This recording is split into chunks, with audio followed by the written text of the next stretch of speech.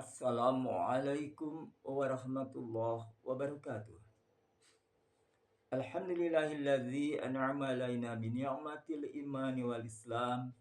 Asyhadu an la ilaha illallah wahdahu la syarikalah wa asyhadu anna Muhammadan abduhu wa rasuluh alladzi la nabiyya ba'dah.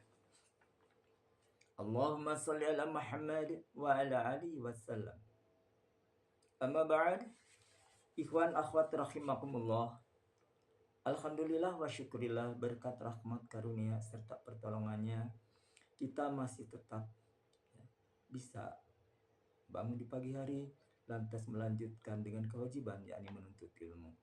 Insya Allah pagi ini kita akan menggali makna yang terkandung di dalam surat Ali Imran ayat ke-102 hingga 103.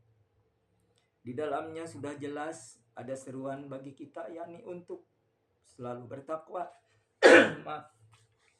selalu bertakwa kepadanya, dan ujungnya sekali-kali kita pun jangan sampai meninggal dalam keadaan kecuali harus bertakwa atau dalam berserah diri kepada Allah. Di sisi lain juga ayat ini menjelaskan bahwa kita sebagai umat muslim harus bersatu, menyatu dalam satu, yakni dalam tali Allah. Mari kita buka mushafnya, mudah-mudahan kita langsung bisa mencerna makna yang terkandung di dalamnya. A'udzu billahi minasyaitonir rajim. Ya ayyuhalladzina amanu taqullaha haqqa tuqatih wa la tamutunna illa wa antum muslimun. Wa'tasimu bihablillahi jami'a wa la tafarraqu.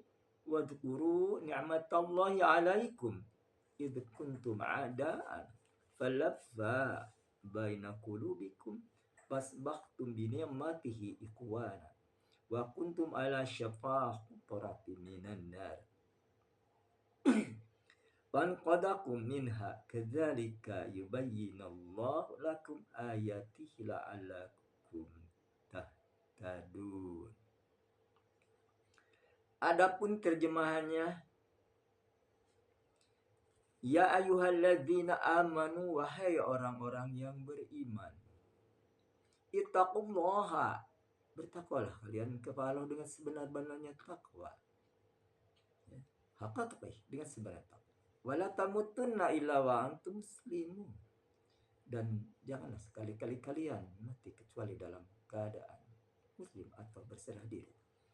Wa antasimu, dan hendaklah kalian berpegang teguh bihablillahi, kepada tali Allah, jami'an semuanya. Wala tafarraqu, dan janganlah kalian berpencar, bercerai-berai. Wadhkuru, dan ingatlah kalian nikmatallahi 'alaikum, nikmat yang telah diberikan kepadamu. Idh kuntum adaan, ketika kamu dahulu, yakni masa jahiliyah, adaan, bermusuhan.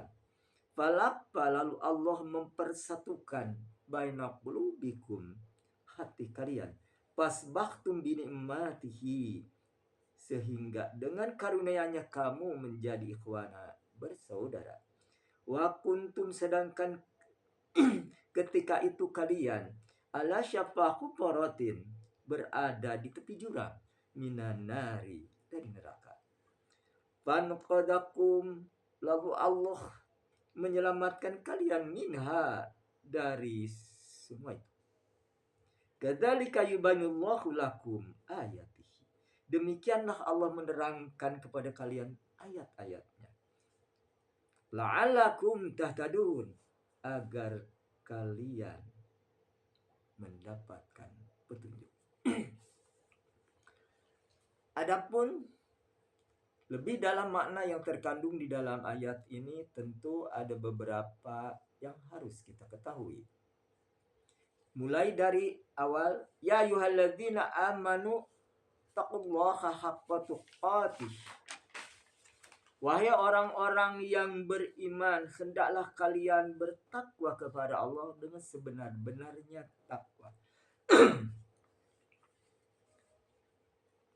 Al-Imam Ibnu Mardawih meriwayatkan dari beberapa rawi, termasuk dari Ibnu Mas'ud radhiyallahu anhu,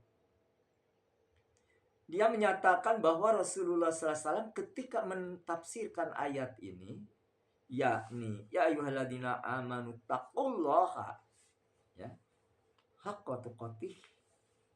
Beliau bersabda, kata Ibnu Mas'ud itu, ya, apa? Ayyutta'a wa la yu'sa. Hendaklah Allah itu ditaati dan tidak boleh durhaka kepadanya. Wa yushkara wa la yukfar. Dan hendaklah Allah disyukuri tentang nikmatnya. Wa la yukfar, janganlah sekali-kali mengingkarinya. Wa yudhkara, dan hendaklah kalian selalu ingat kepadanya. Wa la yunsa, dan jangan sekali-kali engkau lupakan. Itu ayat yang betul-betul mengingatkan kita bahwa sebenar-benarnya takwa yang disampaikan Rasul seperti ini. Kalau kita taat kepada Allah dan Rasul, tentu berbagai perintah yang diserukan baik di dalam Al-Quranul Karim atau Sunnah Rasulullah SAW, kita berusaha maksimal untuk memenuhinya. Begitu juga jika ada perintah, seruan, juga larangan baik di Al-Quranul Karim dan Sunnah Rasulullah SAW, kita mau tidak mau harus belajar berusaha berhenti atau menjauhi hal tersebut. Bahkan di sisi lain hadis Rasulullah menjelaskan kita harus benci kepada keburukan itu. Nah itu. Lalu ada ayat juga menjelaskan tentang asar. Ka'ab al-Akhbar pernah ditanya. Ka'ab bin Ubay pernah ditanya oleh Umar bin Khattab radhiyallahu anhu tentang makna takwa. Umar berkata, apa sih yang dimaksud takwa itu menurut engkau? Kalau bahasa kita seperti itu. Ka'ab bin Ubay menjawab, balik bertanya pada Umar, apakah engkau pernah berjalan di antara onak dan duri? Umar menjawab, ya. Lalu Ka'ab bertanya lagi, apa yang kau lakukan? Umar menjawab, aku hati-hati. Jangan sampai duri itu menusuk. Ka'ab berkata, itulah gambaran takwa.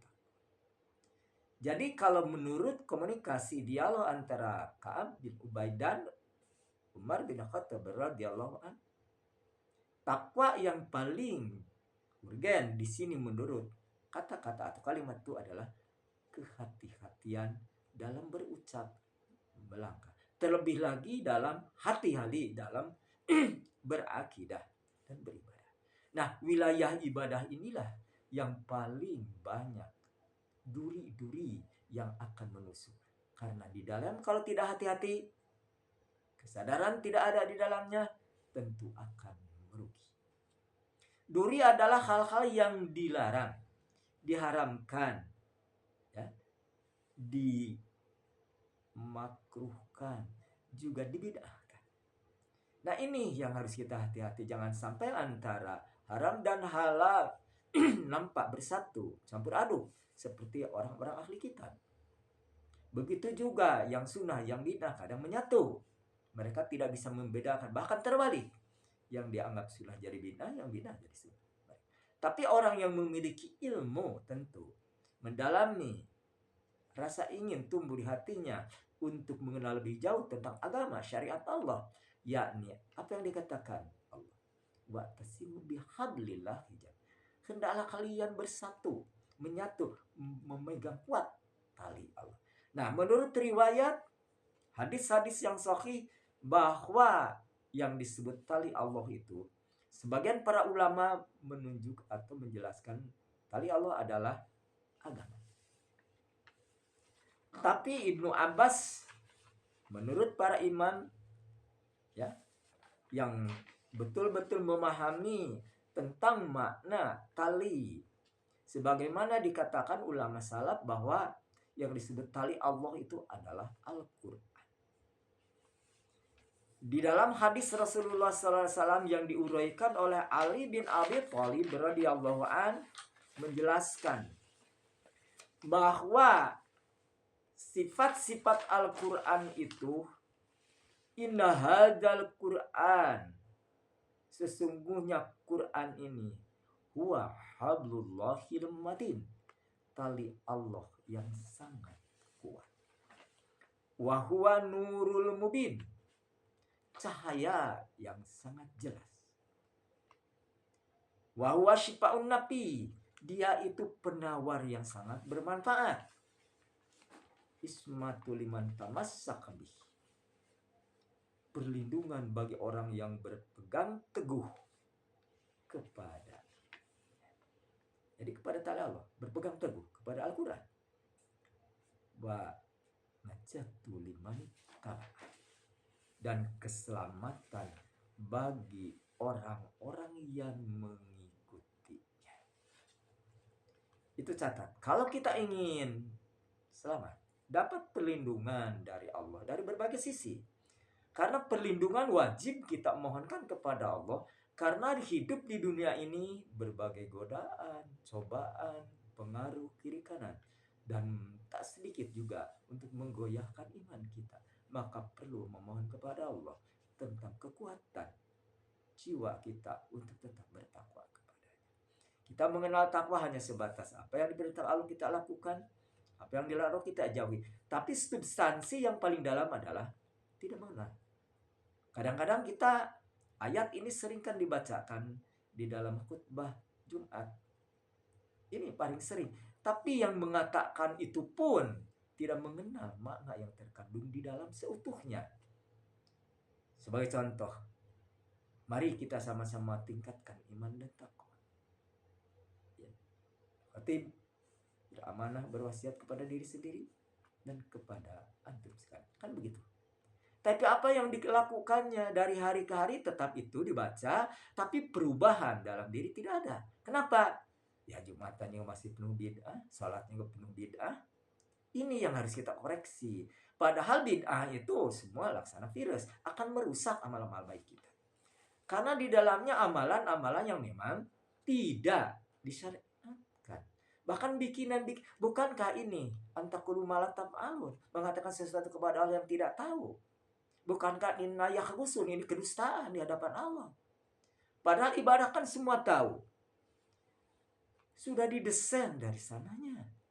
Allah yang memerintahkan ibadah kepada kita atau umat makhluknya. Allah juga menjelaskan tata cara. Nah, ibadah itu sendiri. Baik para nabi terdahulu diwajibkan ibadah, tapi tentu syariatnya sesuai dengan zamannya masing-masing. Begitu juga di zaman akhir ini, Rasulullah SAW diajarkan oleh Rasulullah, diajarkan oleh Allah Subhanahu Wa Taala tata cara ibadah itu sendiri. Bagaimana sholat itu? Diawali takbir, ditutup dengan salam. Kan begitu di dalam hadis. Lalu apa juga di dalamnya? Tentu idza qama ila sholati fasbighil wudu'a, takbir. Apabila kalian hendak sholat, ya, lalu berwudulah sempurna, hadapkan ke kiblat, fasbighil wudu'a, sumastaqbilal Ka'bah, takbir, lalu bertakbir. Tidak ada tambahan apapun. Nah, kalau lihat hadis itu. Nah, sekarang kita merasa, oh ini kan baik. Ada yang baca dulu surat Al-Ikhlas, Falaq, Binas. Ada juga yang mungkin kebanyakan mengatakan sholli. Semua. Kan ini para ulama menjebatkan hal tersebut, hal itu tidak disyariatkan. Kita bayangkan secara logika aja. Setiap orang ketika mendengar adzan, orang yang sudah biasa sholat tepat waktu, mengucapkan pasti, alhamdulillah sudah waktu zuhur. Pasti dengan mengucapkan itu Allah sudah mencatat kebaikan. Lalu berangkat, melangkah ke jamban atau ke tempat wudhu, dekat atau jauh. Ya, itu nilai-nilai sudah dicatat sama Allah. Bahkan untuk pergi ke masjid aja, diangkat satu kebaikan, dipupus satu kesalahan. Di dalam wudhunya aja sudah ampunan dosa. Air mengalir itu sesuai lepasnya. Kalau dalam hadis, ketika dosa-dosa itu meluncur seiring dengan air lepas, baik dari wajahnya, dari tangan, dari kakinya. Itu sudah dicatat Allah. Lalu salat. Nah ini, Kira-kira menurut logika, sholat diawali dengan usolli. Apakah kita tidak menghendaki anugerah dari Allah, mulai kita mengucapkan Alhamdulillah ya Allah, lalu berangkat ke tempat duduk, berapa nilainya tak terhingga. Terus kita memiliki statement, kan bagus kita niat ya usolli fardhu dhuhri arba'a rakaatain, kan itu imam malik atau ma'mulah ta'ala, lalu bertakbir. Menurut mereka itu bagus gitu. Kan standarnya bukan bagus, harus benar ibadah itu. Kebenaran ada di syariat, dicatat di Al-Quran dan Sunnah. Tak mungkin lepas. Karena Allah yang memerintahkan, Allah yang mengajarkan, dan Allah juga akan memberi pahalanya, baik atau buruk. Ini yang harus sadar, itu ke situ. Ada satu kaidah di dalam usul fikih. Ibadah pada asalnya diharamkan apapun. Diharamkan. Kecuali ada perintah. Ini perintah. Tapi kalau dunia semua dihalalkan, kecuali ada larangan. Itu kaidah usul fikih kan begitu. Nah, kita jangan coba-coba mentang-mentang atau sok tahu bahwa ini baik, bagus. Kalau kita berpikir baik dan bagus, apakah yang difirmankan Allah, yang disabdakan Rasul, yang diajarkan Allah kepada Rasulnya lebih jelek dari ucapan kita? Merendahkan Allah kalau begitu. Ini kan lebih bagus, ini kan bagus, ini kan baik. Seperti itu. Jadi mereka standarnya ibadah itu baik dan bukan baik dan benar. Sadarlah. Ayat yang ini menyeru, berpeganglah kepada tali Allah, kepada Al-Quran. Bahkan di hadis Rasulullah SAW ketika haji wada, taraktu fikum amrayni fa in tamaktum bihi lam yadillu abadan kitaballah wa sunnati rasulih. Kutinggalkan 2 pusaka, taklah kalian sesat selamanya. Udah dijamin, taklah kalian sesat selamanya. Apa itu? Berpegang kepada kitab Allah dan sunnah Rasul. Jelas ini tidak akan sesat. Bahkan di surat Toha, paman tabi'ahu daya pala yudil walayasqa. Barang siapa mengikuti petunjukku, yakni Al-Quranul Karim dan sunnah Rasulullah SAW, tidak akan sesat dan tidak akan celaka. Udah dijamin sama Allah, kenapa diabaikan? Kenapa dibiarkan? Diganti dengan keinginan hawa nafsu. Bukankah itu mempertuhankan hawa nafsu? Kan dilarang kita. Nah, itu kembali sadarlah kita. Jangan sampai kita mati dalam keadaan tidak muslim. Kalau begitu tidak mengikuti syariat, rugi. Maka artinya di sini wala tamutunna illa wa antum muslimun. Janganlah sekali-kali kalian mengabaikan kesehatan kalian, kekuatan kalian, lalu berpaling ya dari apa yang diserukan Allah dan Rasul. Ketika ditakdirkan Allah hidup berlimpah, jangan lupa sehat itu gunakan untuk yang terbaik. Ibadah intensif, belajar ilmu terus bertambah, karena ilmu tidak akan kurang, terus menerus itu harus ditambah, dan tidak akan cukup terus menerus dan harus lebih. Kan itu. Kenapa? Untuk memantapkan diri bahwa kita mengenal betul agama. Orang terbaik di sisi Allah adalah orang yang memahami agamanya. Bahkan Allah di hadis Rasulullah SAW menjelaskan mayurillah. Jika Allah berkehendak memberi kebaikan kepada seseorang, kepada hambanya, Allah memberi pemahaman tentang agamanya. Kembali kepada tadi, berpegang kuat kepada tali Allah. Inilah ya yang betul-betul harus kita pegang. Karena tali Allah adalah Al-Quranul Karim. Di hadis lain Ali bin Abi Thalib menjelaskan, inna hadal Quran huwa mamdudu fis samai wa fil ard. Tali Allah ini kan menurut Ali bin Abi Thalib asar yang jelas ya, yang kuat menjulur dari langit ke bumi. Artinya tak putus. Jika kita mahabbah kepada Allah sesuai dengan syariat, getar hati selalu bertalian dengan konek. Ucap, gerak, langkah, mata, telinga, semua organ tubuh kita akan sesuai. Bahkan di hadis lain Allah menjelaskan, jika kalian mengikuti ya, petunjukku, tidak akan ada rasa takut di hati dan tidak ada kesedihan. Paman tabi'ahu daya wala khaufun alaihim. Ini jaminan dari Allah bagi orang-orang yang mau mengikuti syariat, berpegang teguh kepada Allah. Pasti matinya dalam keadaan muslim. Ada hadis lain menjelaskan, jika seseorang dalam hidupnya berpegang kepada sesuatu, maka matinya dia akan berpegang kepada sesuatu itu. Dan siapapun yang mati dalam pegangkan pada sesuatu itu dibangkitkan dalam kondisi lagi memegang sesuatu itu. Maksudnya, jika seseorang dalam hidup membiasakan hidup berpoya-poya, mengikuti arahan nafsu kemanapun dia, ya katakanlah shopping ke luar negeri, terus lalu mendatangi restoran untuk menikmati hidupnya, tempat rekreasi yang indah dengan keluarga kesana kemari, sudah diabaikan aja tentang syariat Allah, sampai tidak tahu arah kiblat, sampai sandalnya nggak pernah ada di depan halaman masjid. Ini nanti matinya tak jauh berbeda. Dalam kondisi apa dia? Entah lagi rekreasi, entah lagi poya-poya, entah lagi di karaoke, entah di dugem, atau yang mungkin, maaf si rumah, kita mendengar kemarin tak berapa lama di dunia maya, ya seseorang mati dengan selingkuhannya di hotel. Auzubillah min dzalik. Karena dia membiasakan diri begitu, mengikuti hawa nafsu, ada uang, ya poya-poya, kemanapun dia inginkan, diikuti hawa nafsu. Seperti itu. Nanti dibangkitkan dalam kondisi seperti itu, dia lagi ada di hotel, matinya seperti apalagi mabok, ya, atau mungkin auzubillah min dzalik. Jangan dibicarakan lagi tentang itu karena ini paling ada mendasar. Tapi jika seseorang membiasakan diri dalam kebajikan, sesuatu amalan yang mengandung pahala, entah itu bangun malam, sholat sesuai syariat, kaifiatnya, ya, lalu mata, telinga, kaki, semua organ tubuhnya tak pernah diarahkan kepada keburukan, kecuali tadi jihad di jalan Allah, ya, mengulurkan tangan kepada siapapun, longgar dia memberikan. Lalu kebiasaan menuntut ilmu, membaca Al-Quran dan Sunnah, baca buku-buku itu. Mungkin matinya dalam kondisi seperti itu.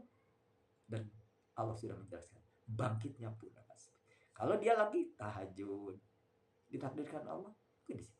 Kalau dia lagi sholat sunnah, di situ. Kalau dia lagi di masjid, ya, kalau lagi mengulurkan tangan silaturahmi, banyak-banyak kebaikan. Disitulah Allah menentukan. Sebagai apa?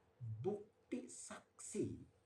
Karena Allah sudah mengingatkan, wala tamutunna illa wa antum muslimun. Jangan sekali-kali mati kecuali dalam keadaan berserah diri.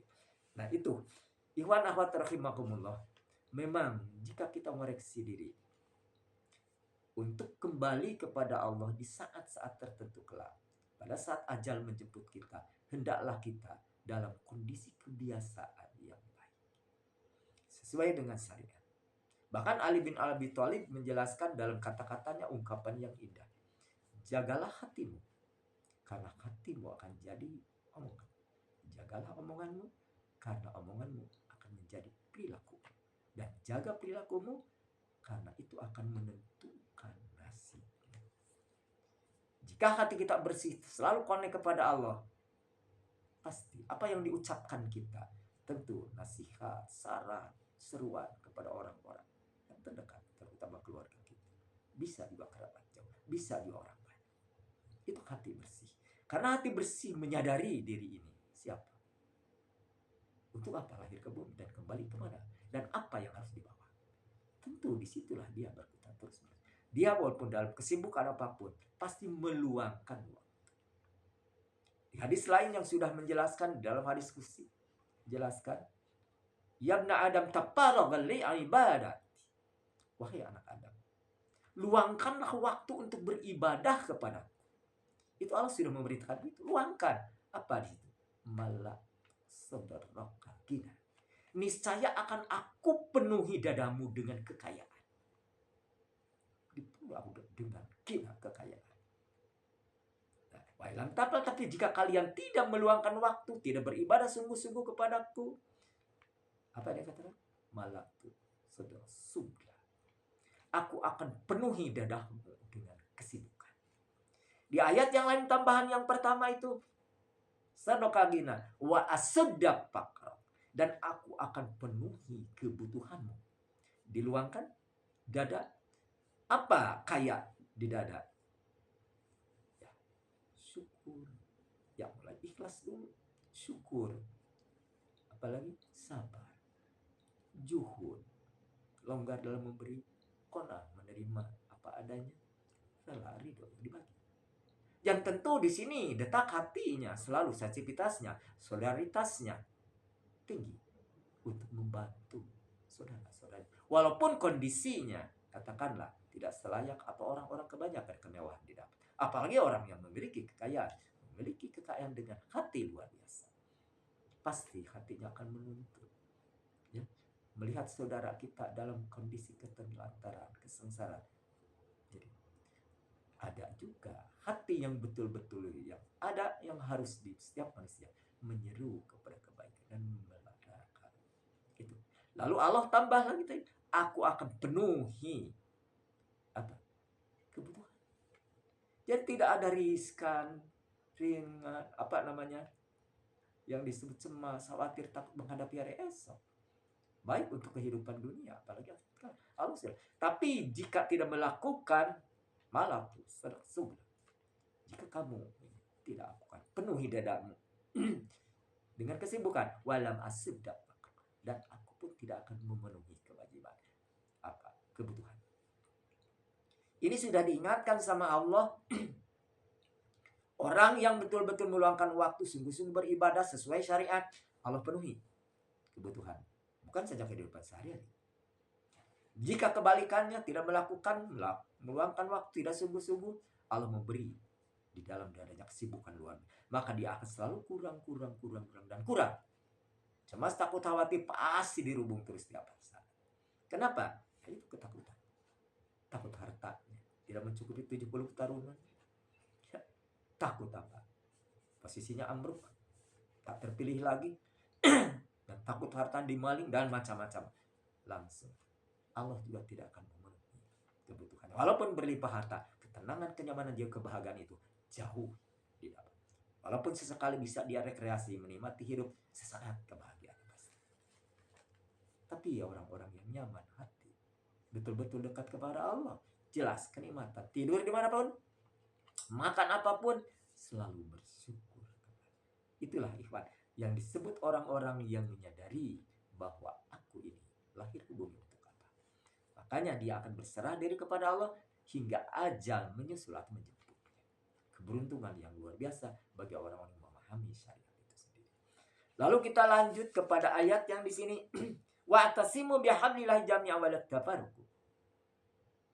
Hendaklah kalian berpegang kepada, jangan berpencar. Nah, ini seruan yang indah dari Allah, tapi kebanyakan karena mereka tidak mampu mengenal makna seutuhnya. Habl tali. Maka mereka bikinlah aturan-aturan sendiri dengan sebutan ya yang indah, bagaimana menarik hati orang-orang banyak. Ya. Mereka mengadakan satu ritual-ritual atau juga padepokan, pesantren-pesantren, tapi di dalamnya tidak berpegang kepada tali Allah. Buktinya apa? Ya seperti itulah. Tak sedikit ya mungkin pimpinan pesantren sampai melanggar aturan Allah, berzina dengan santri. Begitu juga tak sedikit pimpinan, tak itu yayasan, tak apapun juga, tertipu untuk mendapatkan bisnis, padahal dia mengeluarkan buah pelicin. Padahal mereka tidak sadar bahwa itu satu kejahatan. La'ana Rasulullah, terkutuk orang menyuap dan disuap. Sebelum mendapatkan tadi iming-iming tentu pelicin dia. Mereka tidak sadar pada mereka itu. Katakanlah tempat predikatnya Gus atau Ustaz atau Allah. Di sini kenapa tali Allah tidak digenggam sekuat? Karena apa yang terkandung di dalamnya jauh dari pemikiran bahwa ini jalan yang terbaik. Tidak, hanya mereka mengagungkan ritual-ritual bikinan manusia itu sendiri dan mengikuti hawa nafsu. Allah mengingatkan jami'an semua. Kulit merah, kulit hitam, kulit putih, semua harus bersatu. Ini dalam jamaah. Allah begitu. Kuat, jami'an semua. Lalu Allah juga mengingatkan tadi, wala tafarraqu, jangan kalian berpencar. Berpencar di sini tentu yang disebut berbeda-beda firqah. Ya, mengklaim diri paling baik, paling bagus. Itu. Tapi kalau berjamaah dalam Al-Quran dan Sunnah, walaupun antum ada di mana, ya, provinsi mana, terjegal laut, terhalang laut, benua, kalau memegang kuat tali Allah, pasti sunnahnya pun akan mengikuti. Karena tafsir Al-Quran ini betul-betul ditafsirkan dengan ayat bil ayat. Ayat juga dijelaskan oleh bil hadis, dengan hadis. Jadi kalau mentafsirkan Al-Quran dengan maaf, pikirannya sendiri, Allah sudah memberikan ponis bagi mereka. Man qala fil Qur'ani bi ra'yihi fa abaw maq'adu minan nar. Itu hadis sahih Bukhari Muslim. Barang siapa berbicara tentang Al-Qur'an dengan pikirannya sendiri, dengan ra'yunya, maka siap sedialah duduk di neraka. Nah, di dunia maya itu seperti itu sekarang. Bahkan diagung-agungkan, diidolakan. Siapa? Antum sudah tahu.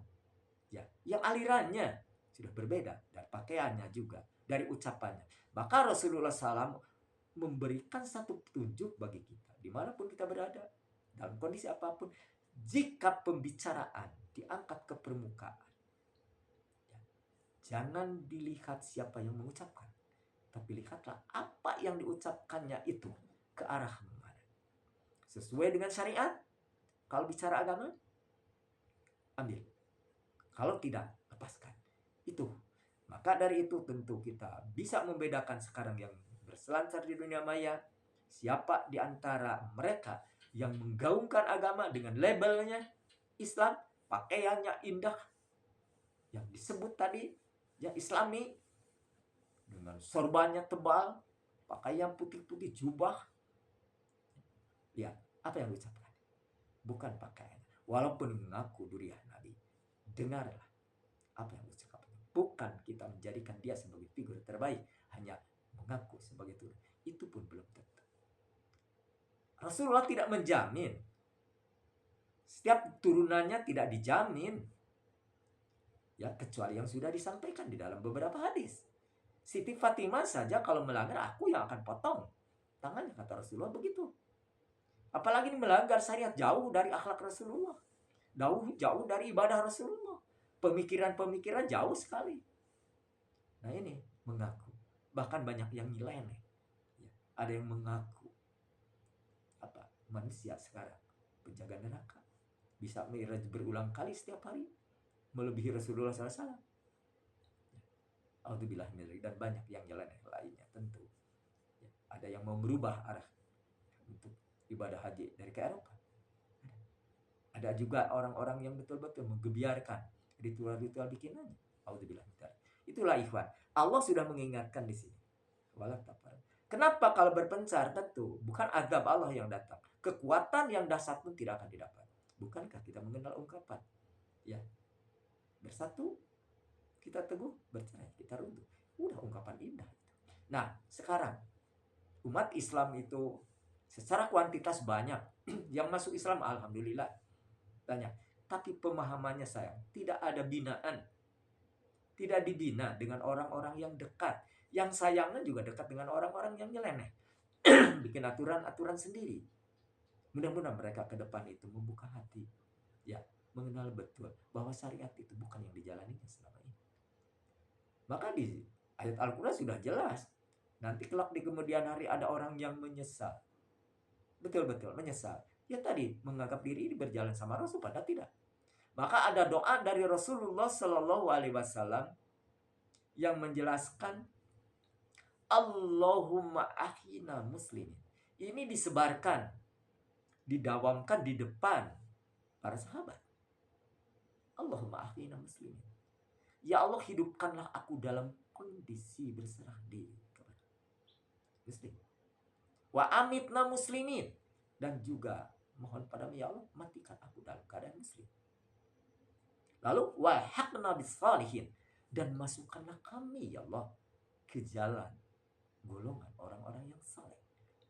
Wala ghaira mubdilai, tapi bukan orang-orang yang menyesal. Ini doa sudah luar biasa. Allah Subhanahu wa taala sudah mewahyukan kepada Rasul agar dibacakan, ya, disebarkan kepada umatnya. Karena di dalamnya kita harus mengikuti arah yang ini seperti ayat. Jangan mati dalam keadaan selain Islam. Lalu tadi kita jangan sampai menyesal. Allah goyerkan di situ. Kecuali lain. Yaitu Siratal Mustaqim itu sebagaimana juga dikatakan. Hadal Quran huwa siratuhul mustaqim. Al-Quran ini jalan yang lurus. Kan itu. Itu masih dari Ali bin Abi Thalib. Maka dari itu kembali kita koreksi diri masing-masing. Sudahkah kita berpegang teguh kepada tali Allah, yaitu Al-Quran? Tentu dengan sunnah. Karena itu detail. Bersyukur Anda. Anda sudah menyelamatkan diri, keluarga dari api neraka. Ayatnya kan sudah jelas. Sebelum kita komunikasi, ya, memberi saran nasihat kepada orang tua, diri ini dulu agama. Ayatnya kan antum sudah. Ku anfusakum alaikum nar. Jaga diri kalian, keluarga kalian dari api neraka. Umar bin Khattab radhiyallahu anhu mentafsirkan kata itu. Ku anfusakum alaikum nar. Jaga dirimu dari api neraka. Ajarilah anak istrimu Al-Quran. Itu jelas. Kita paham betul, Umar bin Khattab seorang Amirul Mukminin. Cerdas, tegas, berani, sederhana, juhud terhadap apa yang dimiliki. Luar biasa, ini pemimpin terbaik. Cermin, ya, Rasulullah menjelaskan tentu. Ya lebih indah, tapi Umar mencontoh Rasulullah dalam kehidupan. Ini yang patut kita ikuti. Bagaimanapun, ya, kita sudah mengakui bahwa Rasulullah adalah utusan Allah. Kalau begitu harus kita mengikuti meneladani apa yang dilakukan Rasulullah. Walaupun tidak akan sampai purna ke sana, kan kita juga masih dikasih oleh Allah kalau garat ibadah itu. Mastata'tu, kemampuan kita. Karena kekuatan diri, kekuatan ilmu, ya, kekuatan fisik itu, kekuatan daya pikir tentu orang berbeda. Pendidikannya, basicnya itu yang menentukan. Tapi untuk thalabul ilmi tentang agama semua diwajibkan. Thalabul ilmi perlu thalabul ilmi. Ini wajib. Untuk apa? Agar bertambah. Walaupun kemampuan menerimanya. Tapi Allah sudah melihat tumbuh maunya itu untuk menuntut ilmu. Di situ akan bertambah. Bahkan Allah sudah menjelaskan jika seseorang mendapat petunjuk, Allah akan memberi petunjuk yang lain kepadanya.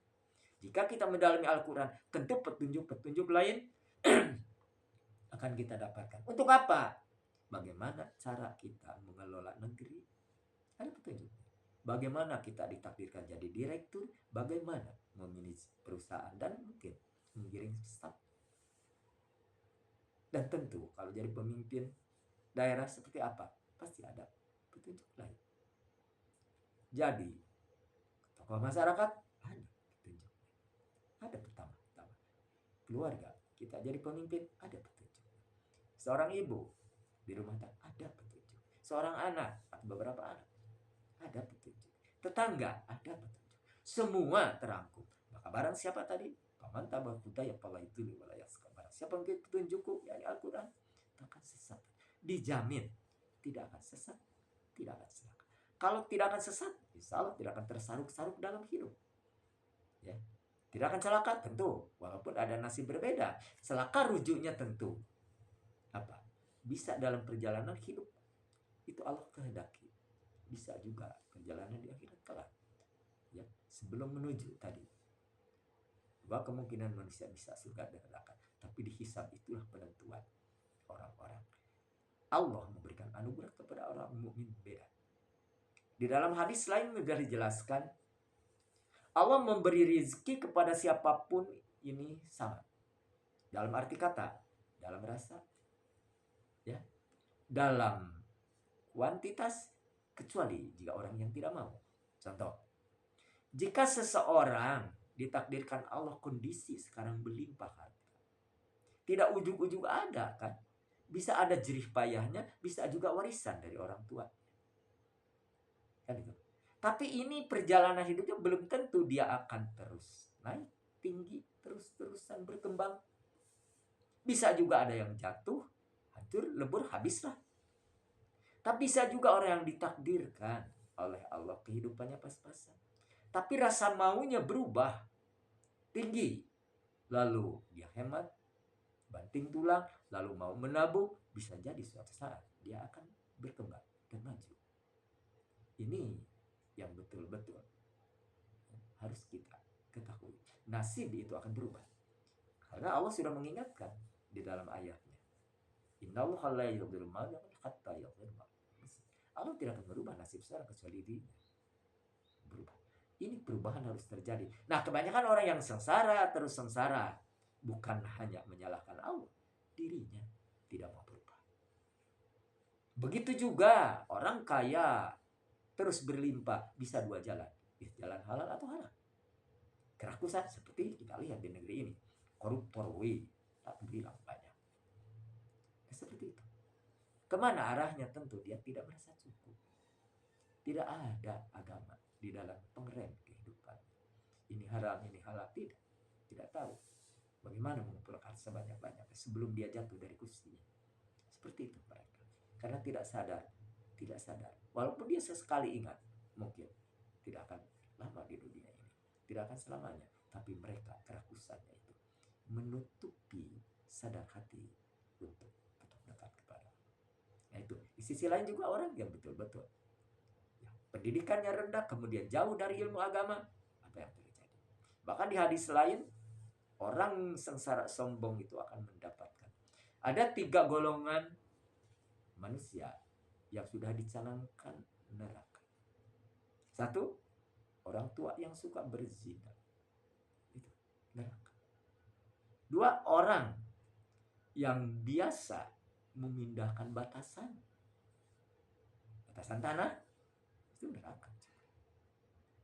Apalagi mencapluk, menggerus, menyerobot. Ketiga, orang miskin yang sombong. Orang miskin bukan mengagungkan dirinya kayak lebih baik lain di samping kepada orang-orang terdekat. Apa yang sombong di sini? Batratul haq. Wagom tunas itu bersombong yang maknanya itu tak lepas dari itu. Yakni tidak mau menerima kebenaran dan merendahkan orang. Orang miskin tak mungkin merendahkan orang. Pasti karena tidak mau menerima kebenaran. Ada satu argumentasi yang memang mungkin saya juga tersenyum mendengarnya. Sahabat saya, dia seorang pengusaha. Lalu dia juga setiap Jumat mengingatkan karyawannya untuk berhenti dalam bekerja, salat wajib. Tapi di balik itu ada celutukan dari karyawannya, memang orang yang namanya orang kuli. Dia bilang begini, Pak Haji itu senang ya menyuruh ke sana kemari, kan kurang duit, gak kurang beras, ya harta banyak di mana? Mana mungkin kalau saya sholat itu bisa senang, bisa tenang, bisa khusyuk. Untuk makan aja susah. Ini kadang-kadang seperti itu betul-betul sudah betul-betul kesombongan, menyatakan diri ini tidak mampu, sombong. Padahal kebenaran itu siapapun bisa menerima. Pendidikan tentu menentukan dalam untuk mencerna, memaknai, mengenal apa yang diucapkan. Tapi semua kalau tahu bahwa agama itu kebenaran, kenapa tidak mau belajar sholat yang baik dan benar? Bertanya kepada ustadz atau orang yang memahami itu. Bertanya pada sahabat, teman ada. Bisa jadi kepada istrinya. Bertanya tentang ditakdirkan Allah.